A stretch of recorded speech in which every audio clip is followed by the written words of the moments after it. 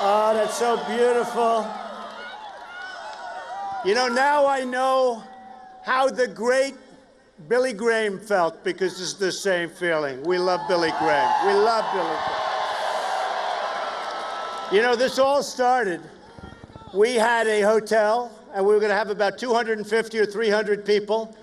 And the hotel was great. They called. They said, something's happening here. We can't hold this. This is crazy what's going on. And then we went to the convention center, and they can have 10,000 people. And we're all set, and we're excited. And the next day they said, too many people. We can't put them in. So we came here. We came here.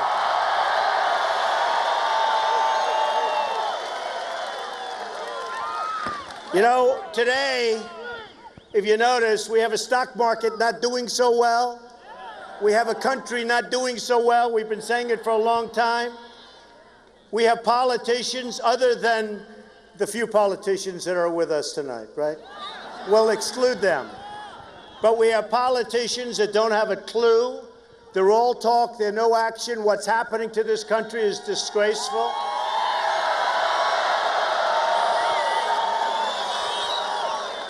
And you know, when I announced that I was running for president, I brought up the subject of illegal immigration. And I took a lot of heat, that I can tell you. Rush Limbaugh actually said incoming. He got more incoming than anybody I've ever seen. And 2 weeks later, everybody was apologizing to me. They saw that I was right. Between what happened in San Francisco to incredible Kate and her family is such an incredible family, and Jamil and so many people have been so badly hurt. The other day in California last week, a woman, 66 years old, a veteran, was killed, raped, sodomized, tortured, and killed by an illegal immigrant. We have to do it. We have to do something. We have to do something.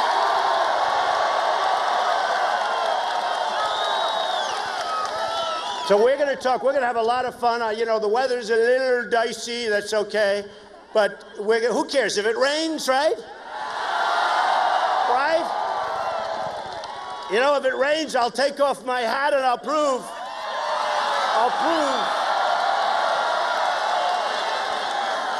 once and for all that it's mine, okay?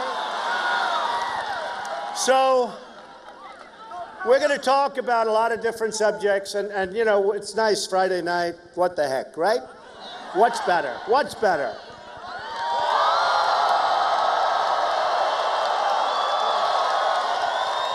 What people? The people that built this country. That's what we have here. I mean, the people that built the country. Great people. So we'll start with a little talk on the illegal immigration, what's going on. We've got to stop it. We're going to build a wall, and it's going to be, you know, it's amazing.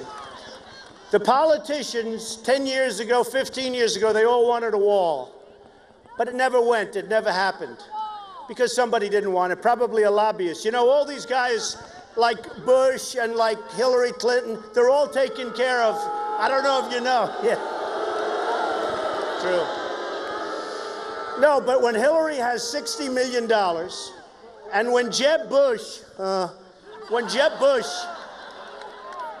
who's totally in favor of Common Core, weak on immigration, right? Very weak on immigration, wants to let people come in. Although now he is using Anchor Baby. You know, he put out a memo, you cannot use Anchor Baby. Now because I used it, he's using it.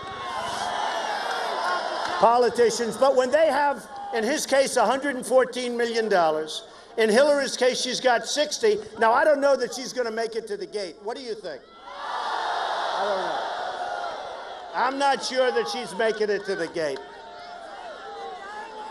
Some bad things came out today, you know, those classified. You know the word classified.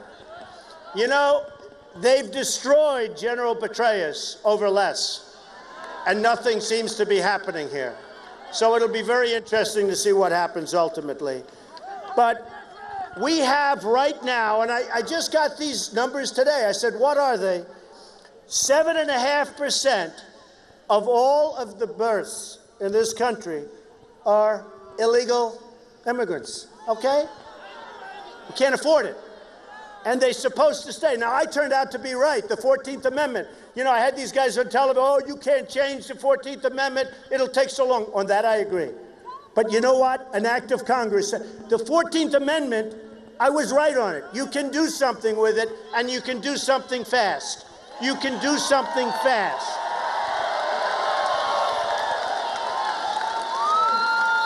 So we have 300,000 babies a year, 300,000 that you have to take care of, we all have to take care of.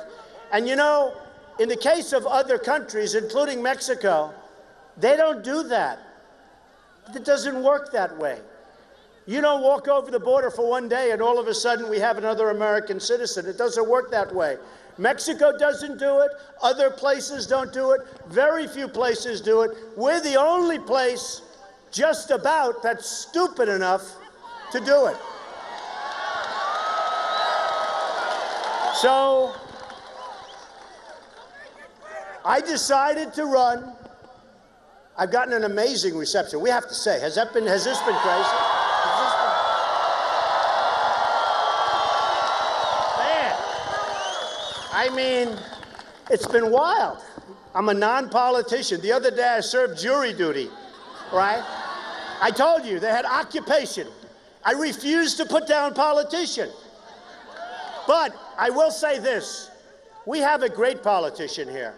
We have a man here who really helped me, and he was the one person I sought his counsel because he's been so spot on. He's so highly respected. Has anybody ever heard of Senator Jeff Sessions? Jeff, come up. Where's Jeff? Get over here, Jeff. Look at him. He's like 20 years old. Unbelievable guy. Look at this.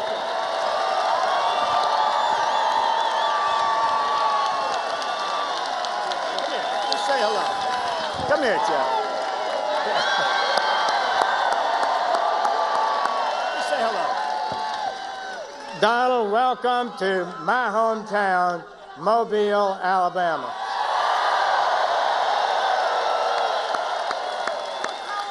The American people, these people, want somebody in the presidency who stands up for them, defends their interests and the laws and traditions of this country. We welcome you here. Thank you for the work you put into the immigration issue. I'm really impressed with your plan. I know it will make a difference. And this crowd shows a lot of people agree with that. Congratulations. Welcome and God bless. Thank you, Jeff. He was so great, such a help. So I go around and I see so many people, and I've been treated so well by the people. And you know, we're leading in every poll. We're leading in just about every state, including Alabama. Big. We're leading in Florida. Can you believe it? And we're leading big in Florida. And you know, it's really amazing. I said, well, Florida, I love Florida. It's a great place, right? Great.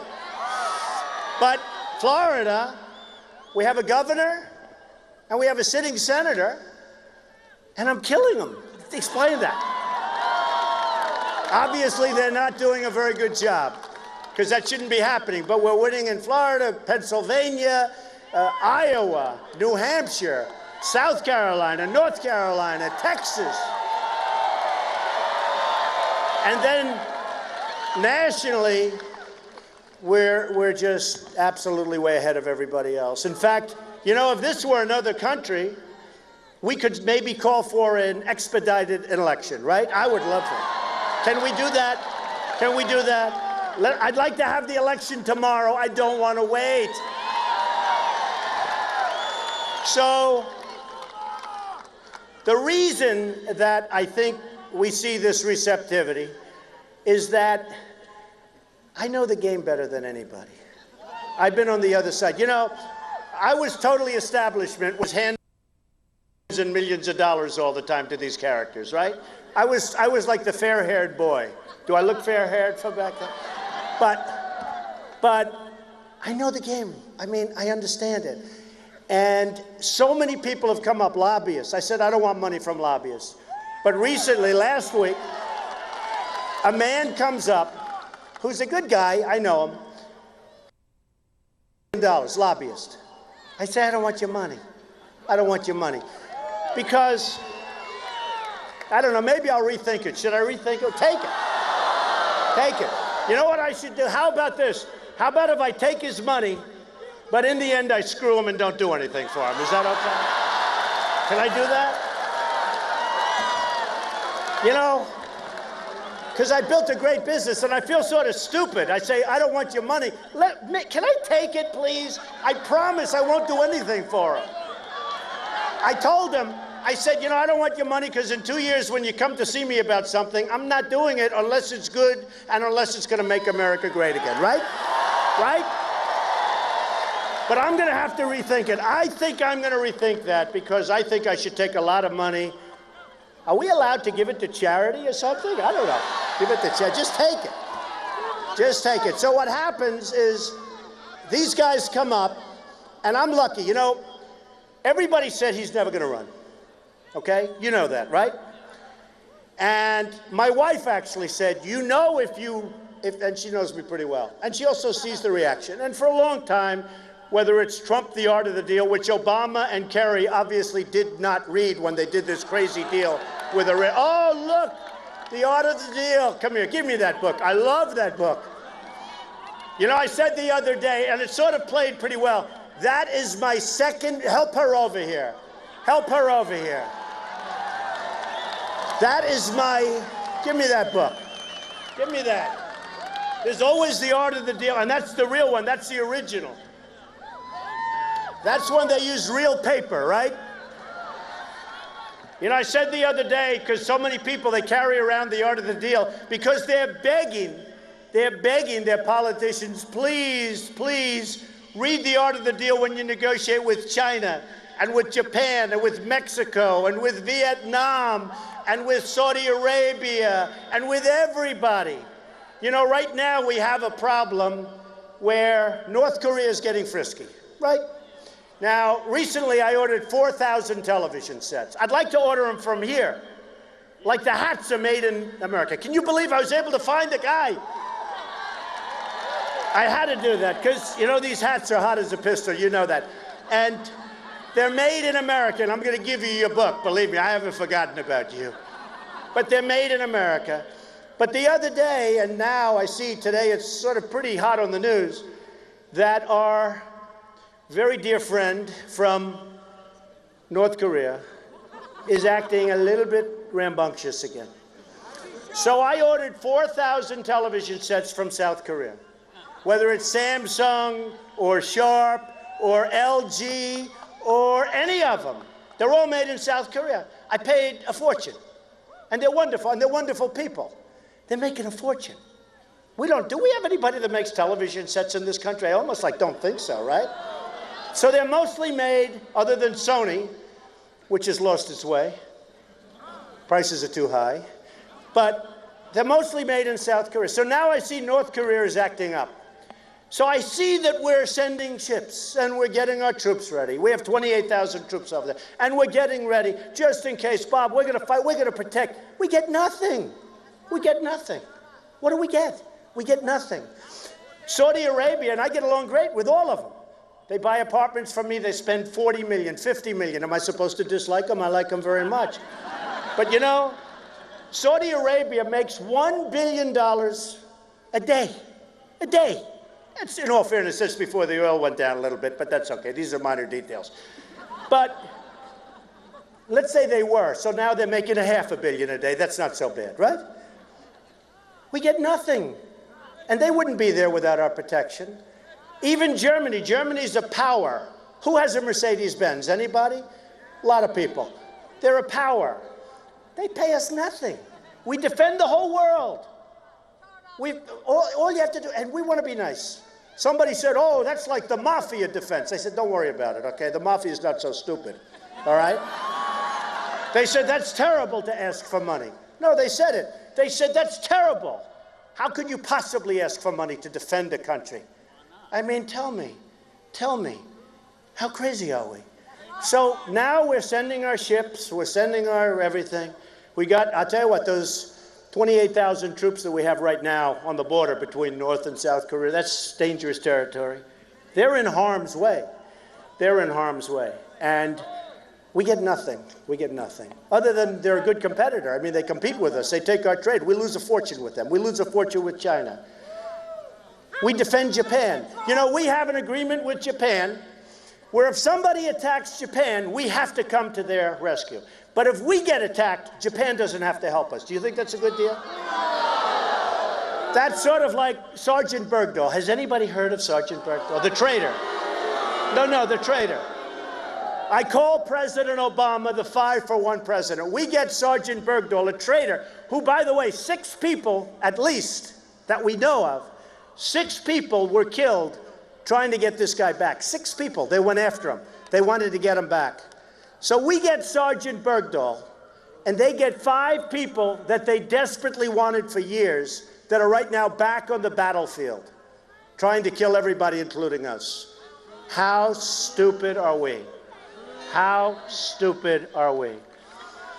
And, you know, the reason we have crowds, and no matter where I go, the other night we were in New Hampshire, we had some, New Hampshire was so incredible, the crowd. You saw it, it was on television. You know, every time I go on television, it's got to be live. It's live. I said, oh, can I have a rest, please? Tonight it's live on Fox. It's live. Who likes Fox? I like Fox. It's live on CNN. Who likes CNN? All right. And it's, oh, this is going to be, and it's live on MSNBC, right? Well, they're still working. They're still working. But I said, you know, how come it always has to be live? Why don't they just cover me like anybody else, where they go the next day and they show a little clip? Every time I speak, it has to be live. It's not, it's ridiculous. But it's okay, right? We have to suffer with it. But look, the reason I have this really incredible enthusiasm, and I really appreciate you, especially with this weather and this heat and everything else, but the reason I have it is because I do know what I'm doing. And I don't say that in a braggadocious way. You people are looking for somebody that knows what he's doing, whatever it is. You know, thank you, darling. I'm going to sign her book. I got to get her the hell out of here. She's so beautiful. I said it the other night. My second favorite book of all time. What's my first favorite book? The Bible. The Bible. And as much as I love The Art of the Deal, it's not even close. We take the Bible all the way, right? Okay, thanks. So I was saying, so they said I wasn't going to run. And everybody said, oh, he's never going to run. Never going to run. He's just having fun. Just a good time. His brand, and like I care, my brand. At this point, you know, my brand. I mean, I lose gutless Macy's because I said about illegal immigration, they dropped my brand, and I'm supposed to be. They're gutless. They're all gutless. I have to sue Univision. Univision, my poor Miss Universe people, the beautiful girls, these beautiful women, some are girls, but beautiful women. And I get dropped by, think of it, you have these magnificent women that work all their life to be in the Miss USA contest and the Miss, and 2 weeks before the contest, NBC and Univision drop because they thought my tone was a little bit strong. And it turned out I was right. So here's the good news. I sued them both. And I mean, in the case of Univision, I sued them for $500 million. I want that money. I want that money. So I actually put it on the other day, Miss USA. I put it on because it was only fair to the people. And we had it on this small network, and it was fine. But who would do that? All because they want to be so politically correct. They actually called and they said, oh, we'll get it back on soon. We'll get it back on soon. You know, in the case of a couple, they said, Trump loses NASCAR. It was all over the world. A friend of mine called, because I opened with a strong statement, meaning illegal immigration. We got to solve the problem. So all over, one day it was NASCAR. Trump loses NASCAR. I said, I don't have a deal with NASCAR. It turned out that I lost NASCAR. You know what they did? They rented a ballroom at Trump Doral. Can you believe it? That was my loss of it. They had a ballroom. And by the way, I kept their deposit and rented it to somebody else. The next day, I didn't even know I had to deal with them. It turned out they had a ballroom in one of my places, Doral. The next day, ESPN severs ties with Trump. It's all over the world. ESPN. I have friends that called me from Paris. He's a great businessman. Oh, it's too bad about what happened to ESPN. You know what it was? A golf outing at one of my courses in Los Angeles. Can you believe it? This is my big deal. And this was all over the world. I mean, the press, I don't know, maybe they didn't get it. Maybe they don't get it. I was very disappointed, though, with Macy's. Shirts and ties, not a big deal. But they heard there were going to be 3 pickets in front of the store. And they called, oh, we're going to have pickets. We're going to have pickets. I said, look, in 2 hours they'll be gone. Believe me. They'll go for lunch. They won't come back. Don't worry about it. I've been through it. It's true. But they said, oh, this is so bad. Can we sever ties? I said, I don't care, sever ties. I don't wear ties so much anymore, I didn't like the ties that much anyway. You know why? Because they were made in China. It always drove me nuts. True. But they were good. They were good. But I just hate gutless people. And so the reason that we're getting this receptivity, which is like this all over the place, is because I filed my papers. And they said, never going to run. Then they said, never going to sign the big document, which is a 1-page document, which basically you're giving your life away. And I signed.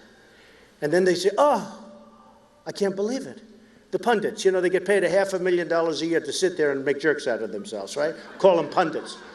Some are great, some are really incompetent. I could tell you the ones, but you know what? They're starting to get nicer to me, so I think I can. Now, oh, he knows. He says, I know which one. There are more than one. Still about 5 left. There were about 50. Now there's about 5. But they're starting to get, now they're coming around. But what happens is then they said, he'll never file his financials. He'll never file. Because he's probably not as rich as people think. I said, actually, one of the reasons I want to run, because I want to file my financials. They're so good. It's true. It's true. So I have like about 102 pages or 98 pages of stuff, and they have all these boxes, over 50 million, over 50 million. And I found and they were phenomenal. They were phenomenal, much better. And people realized, and it was a net worth, and this is not bragging, and I'm going to tell you why. Over $10 billion. That's good, right? Very little debt. Very little debt. In fact, to show you how stupid these people, it has a line for income. And the income was like, I think it's over $400 million a year. Is that good? My son is here. Look at Eric. He can live on that. So it says a line, income. And it's like, it varies with different things. But basically, over $400 million a year, 365. Is there anybody that would not want to make that much money in 1 year here? Anybody? Raise your hand. Well, with it comes responsibility. But I will tell you this. The reason people like what I'm saying is because I want to put that energy, whatever the hell kind of energy is. I don't know if it's screwed up, if it's good, if it's genius, if it's whatever it is. I know how to do things. I know, and I'm not going to I won't care about, we're building a great building on Pennsylvania Avenue, right opposite between, as you know, the White House and the old post office.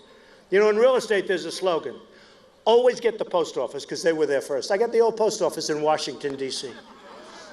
And I got it from the Obama administration. Can you believe that? Now, that's called deal making. One of the most sought-after buildings in the history of the General Services Administration, and I got it. And you know what? They did the right thing, because we're doing a great job, and we had a great statement. They want to make sure it gets done, and it'll be opening. And here's a little story.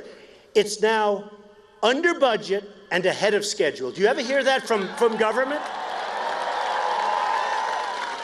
And we just finished around a lot of great jobs. And my son is here, Eric Trump, and Ivanka. Has anybody ever heard of Ivanka? Has anybody? And I'll let them run it. I'm not going to let them do any big deals. Just relax, Eric. Just relax. Just comment. But you know what? I won't care about that company. My whole energy, who cares if we do a building? It doesn't mean anything. My whole energy, my whole being is going to be to make our country rich and to make our country great again. That's what my whole thing. And I mean, it's a great aptitude. I've always had an aptitude for making money. Some people would say that's nice. One person said, Mr. Trump, that's very crass. I said, what? You said you're going to make the country rich. That's very crass. I said, you have to understand. In order to make our country great, I have to make it rich again. We're a debtor nation. We're a debtor nation. He agreed. Do you agree with me? Yes, he agrees. I can see that. Anybody with a sign that big has to agree. So I will devote 1,000%. I couldn't care less about the old post office. I couldn't care less about any of our stuff. My kids are really good. They're going to run it very nicely. And I just want to make this country so great. And that's what's going to happen. And that's what's going to happen. Like, as an example, give you a couple examples. In Alabama, U.S. Steel, big closure, or essentially a closure. And I said, why? What happened? And I went around and I said, anybody work there? No, I don't think so. I hope not. But big closure. And one of the reasons that China is dumping so much steel into the United States, and other countries also. But China, oh, I love that sign. Look at that, huh? Wow. Wow. Oh, that's true. Except the only problem is you're breaking everybody's view, but the sign is fantastic. Thank you. So China is dumping tremendous amounts of steel into our country. The government is subsidizing it. It's almost like they want us to just die. And they have no respect for us.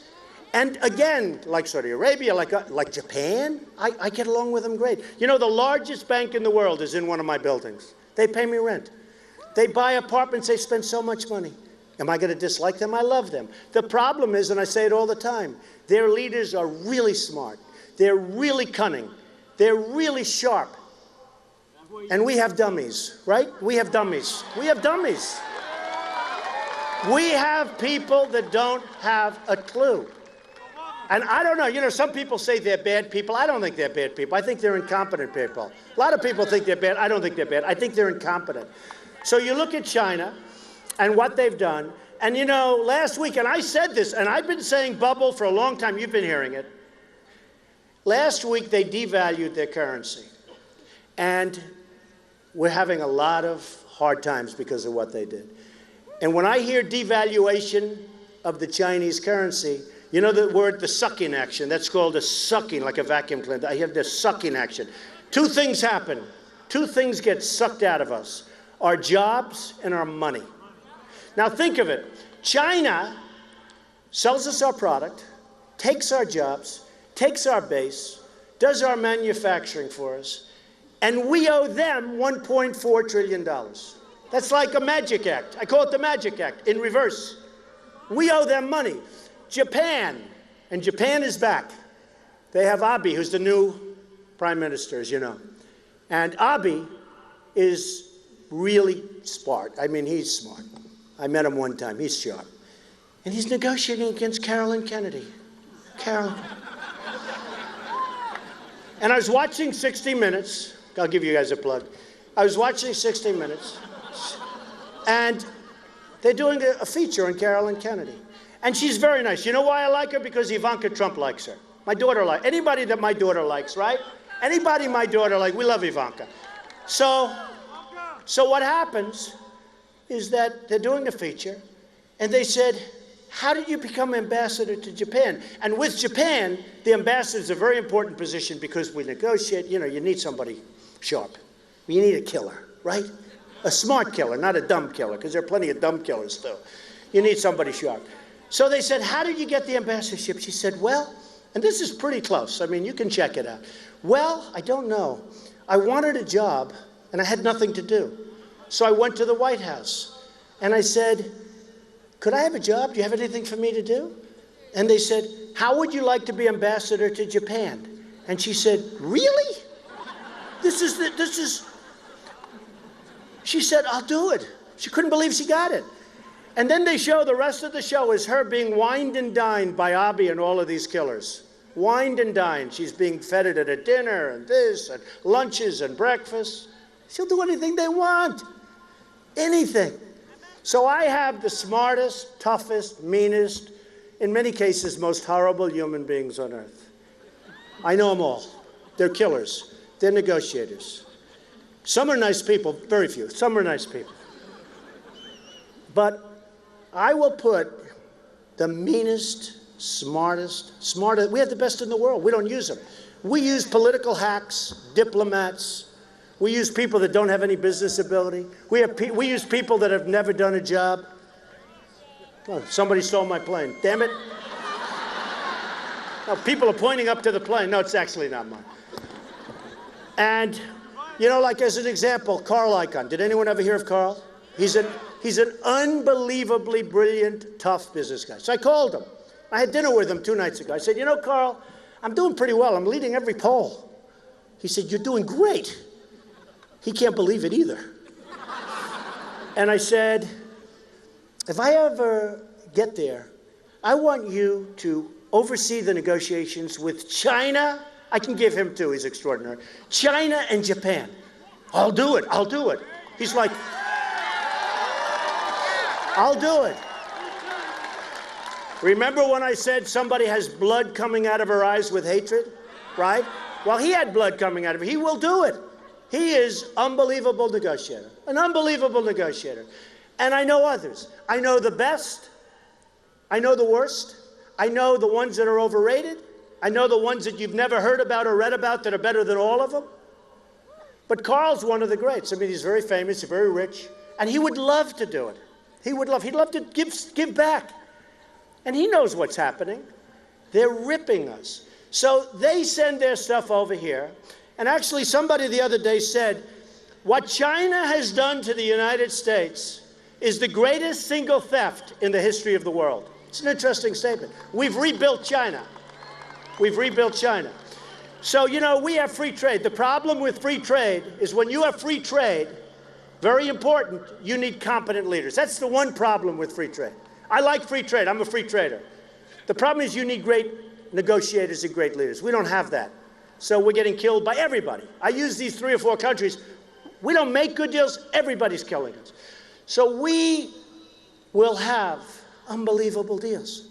A friend of mine is a manufacturer, and he's trying to do business with China. And what he's going through, and he's a good manufacturer, makes great product, better than what they do. They don't want him sending us stuff. Then he calls me and goes, you know, it's impossible to do business. I can't get my product. They're dumping stuff over here, comes in by the shipload. He said, it's impossible. I can't get my product. Finally, he gets a product in there, and they charge him a massive tax, which they call a tariff because it sounds a little more sophisticated, right? And he calls me and goes, it's impossible to do business with China.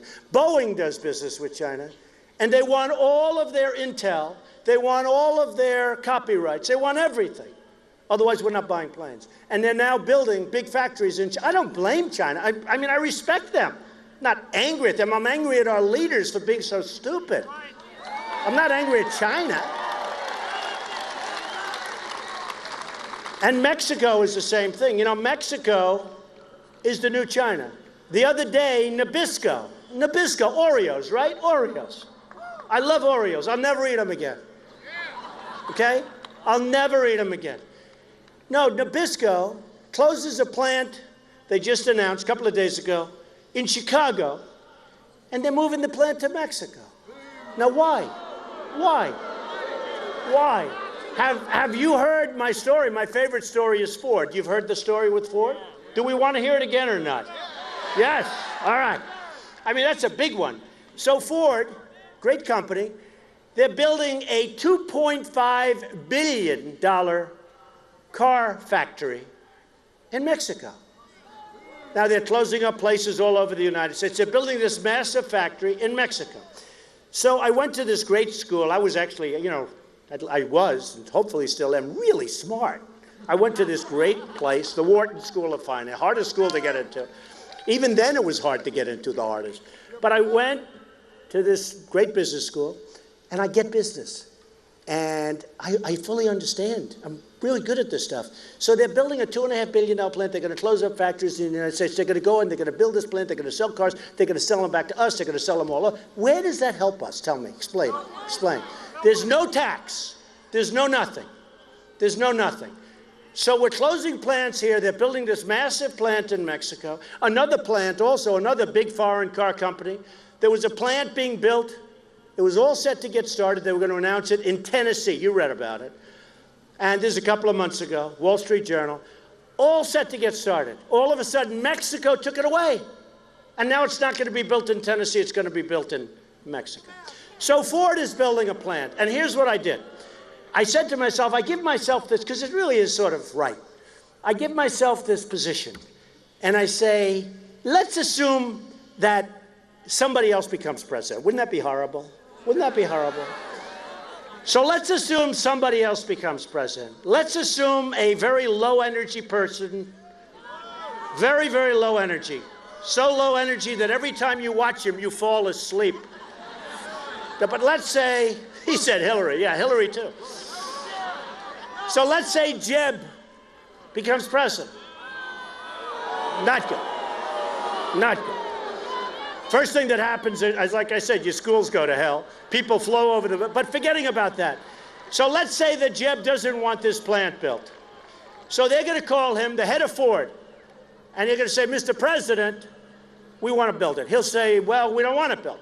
The next day or the next hour, he's going to get a call from the lobbyists and the special interest and his donors. And they're going to say, hey, Jeb, we gave you $8 million of your $120 million that you raised. We gave you $8 million. We want that thing done. You can't do that to our people. Oh, well, okay, I'll approve. It's going to get done, okay? The plant will get built. That'll be it. Now, let's take Trump as president, okay? Is that better? Is that better? Here's a simple question. Who would you rather have negotiating with China, Japan, Mexico, any other? Trump or Bush?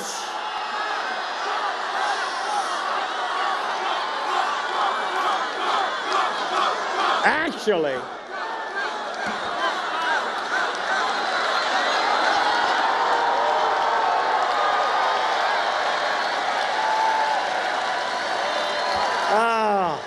what a group. What a group. Well, you know, it's sort of interesting. Thank you. CNN does this big report that came out last week, so I was leading in the polls. There was a poll. And everybody says, why don't I have a pollster? What the hell do I need a pollster? Every day I wake up, there's another poll, right? You know, they pay these guys like $100,000 a month, and they can't function because unless they go and have it vetted with their pollster, they can't talk. And I say, why do I need a pollster when every day there's a new poll and they give like 30 pages? I don't have to get a pollster. What the hell do I need it? Save your money. Okay. But CNN did this really very, very expensive, very well done poll. It's only well done because I was leading by a lot. If it wasn't, I'd say it wasn't. And they had leadership. I was way ahead of everybody. They had, actually, I was very good in warrior. You know the thing I'll be great at? That people aren't thinking, but the thing and I do very well at it, military. I am the toughest guy.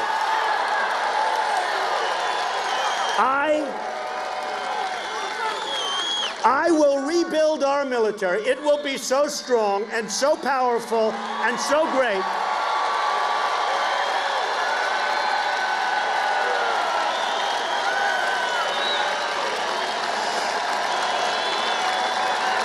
It will be so powerful and so great that we'll never have to use it. Nobody's going to mess with us, folks. Nobody. Nobody. Nobody's going to mess with us.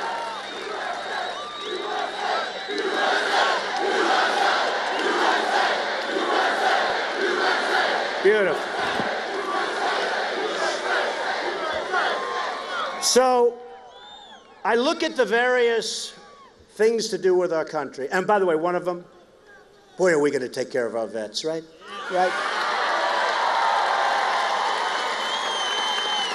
They did a poll, another poll, but they did a poll on, like, who's one of the most popular with the vets. I was the most popular person. They like me, and I love them.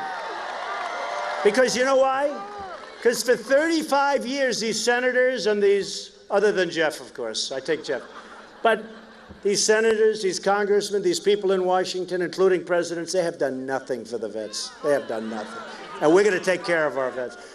But, so they do this poll, And in the poll, I score really high marks on almost everything. Other than they thought I wasn't a nice person. They said, who's the nicest? And I was like pretty low on that board. And I'm a nice person. But who cares? A woman came up to me. She said, I'm not sure that you're nice enough to be president. I said, you know what? This is not going to be an election based on a nice person. It's going to be based on a competent person. We're tired of the nice people.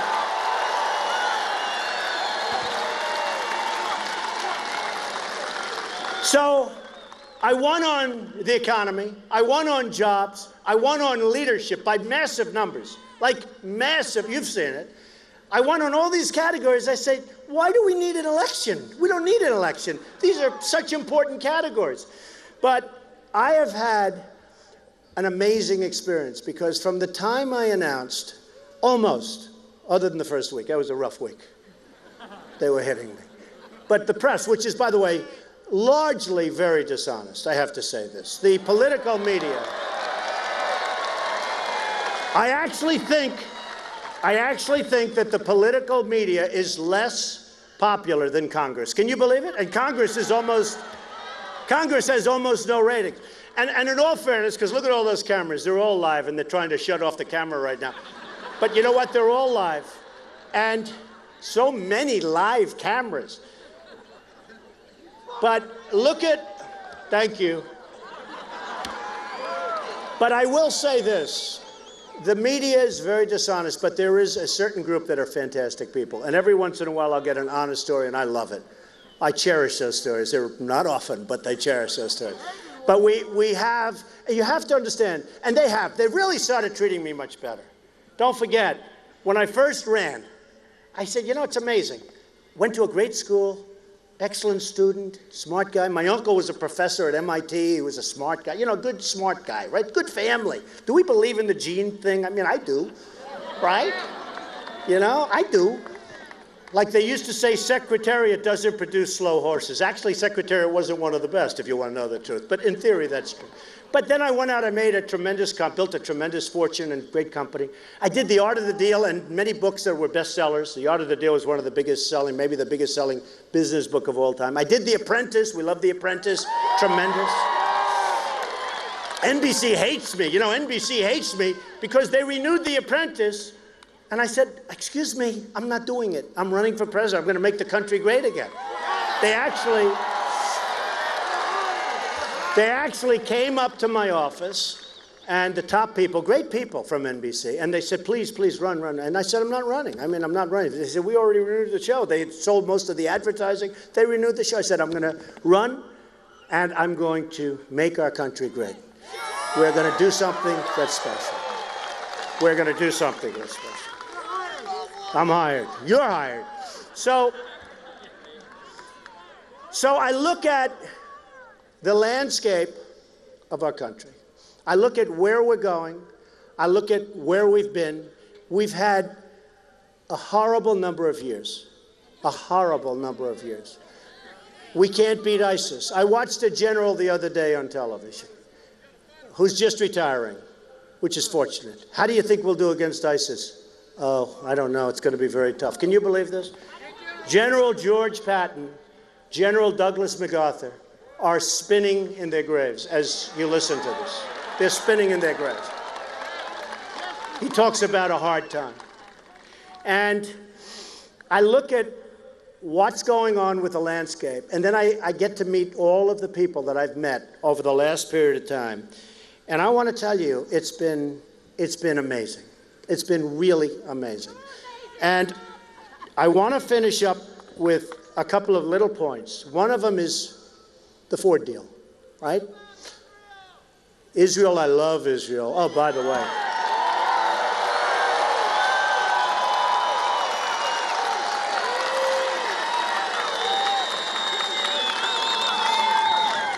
The bottom line on Ford, because some of you, I love this story because, so when I get the call, I say, no, you're going to build in the United States. They're going to say, no, we don't want to do that. I say, let me tell you, sir, you're going to build in the United States. And I will be called by people, but I will not have any of their money, so I don't care. And they're going to say, and I'll call them in, and I'll say, listen, here's the story. You're building $2.5 billion in Mexico. We're going to charge you a tremendous little 35% tax, okay? 35%. And that tax is going to be for every car and every part and every truck that comes into the United States. And here's what's going to happen. Here's what's going to happen. As sure as you're standing or sitting, they're going to come back to me the following day. I would say the following afternoon. Let's say it's 12. I say by the time the day, and I don't need Carl Icahn, I don't need, this one's too easy. And they're going to come back, and they're going to say, Mr. President, no, they're not going to get called by the lobbyists, I'm going to get called by the special, and I'm going to say no interest, no interest. Within 24 hours, they will call and they'll say, Mr. President, what you're doing to us is terrible. We will build in the United States. We will build a plant in the United States. 100%. And I'll say the same thing to Nabisco. It doesn't help us. It doesn't help us. When you look at what's going on, where Nabisco's closing and so many places are closing, when you look at the kind of money that these countries are making, and I'm naming a few, I mean so many countries, we don't have anything left. We're running on fumes. We're running on fumes. There's nothing here. When you look at what happens, they're so much sharper. They're so much smarter. And we're not going to have a country left. We need to have our borders. We need to make great deals. You know, the man in the back just shouted Israel. How would you like to be Israel right now? They relied on us. They're a voice of sanity. They're great people. And we have a deal that is so incompetent, so bad. Think of the deal. We make a deal. Our chief negotiator goes into a bicycle race at 73 years old. He falls, he breaks his leg. That was the good part of our deal. That was the only thing that happened. No, think of it. And I told people last week, because I told this last week, I swear to you, I will never, ever ride a bicycle, at least in a race, but I won't ride one anyway. But we have a new thing that just came up yesterday in the deal. We know all about the 24-day period, right? But the 24-day period, that clock doesn't start ticking for a long time. For a long time. So that could be forever. So if they're doing something, believe me, by the time we get there. But here's the all-time great. First of all, why aren't they giving us back our prisoners? And second, can you believe this? Can you believe it? And second of all, the other day, it was determined that Iran, in a very important section, maybe the most important, right, is going to do their own policing. They are going to police. They are going to police, and they are going to tell us, we swear we're not building anything. It's so sad. It's so sad. Obamacare.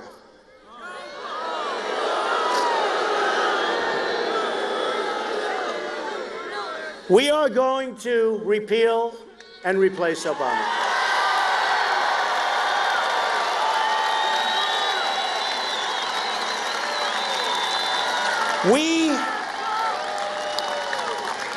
We are going to come up with a plan, and there are so many different ways. You know, you don't know this because you don't think of Obama this way. Do you know who the biggest beneficiaries of Obamacare are? The insurance companies. The insurance companies. Remember I told you, special interest and lobbyists. The insurance companies love it. We could have such great plans if we'd get rid of the artificial lines around every city. I have a huge company, and when I negotiate, it's like get one group. You can't negotiate. Some of the people that own businesses know what I'm talking about. The insurance companies are so protected, they're making a fortune. We're going to end that. We're going to make it so competitive. We're going to get rid of the artificial barriers. You're going to get such great plans.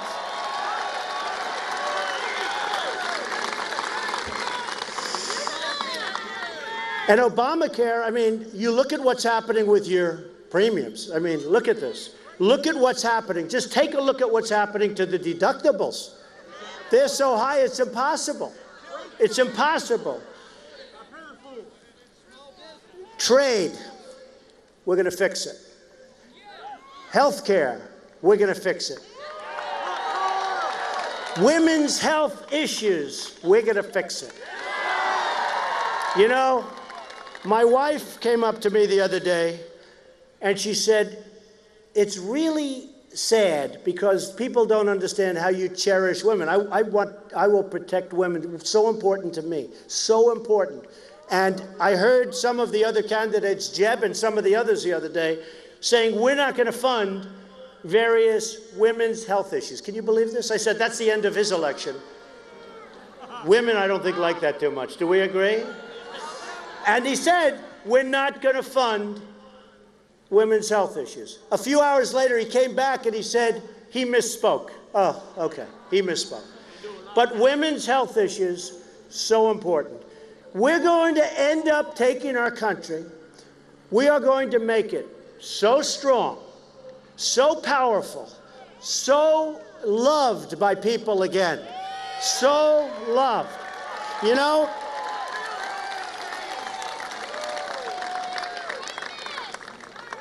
one of the problems that we have, and you don't see it tonight, but you see it, is a tremendous lack of spirit. And I actually thought that President Obama, the one thing, he was inexperienced, he never produced a job, lots of other things. But I actually thought that he would be a really great cheerleader for the country when he was elected. I thought that he would. And he's really turned out to be a great divider as opposed to a great unifier. Really has. And you look at Baltimore, you look at Ferguson, you look at St. Louis last night, over the last week. You look at all the things that are happening. We're sitting on powder kegs.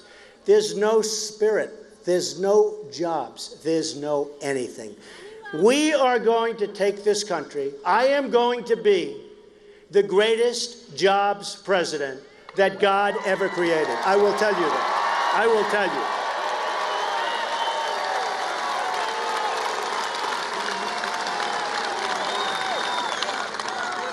You are going to be so proud. You know, I oftentimes say the American dream is dead, but I'm going to make it bigger and stronger and more powerful than ever before. And that's what's going to happen. I am going to make this country bigger and stronger and better, and you're going to love it, and you're going to love your president, and we're going to turn this place around, and you're going to be so proud. And you know, our whole theme is Make America Great Again. We are going to make America better than it's ever been, and we're going to love doing it, and we're going to have fun doing it. And I just want to thank everybody, because this has been really, really special. Thank you. Thank you very much.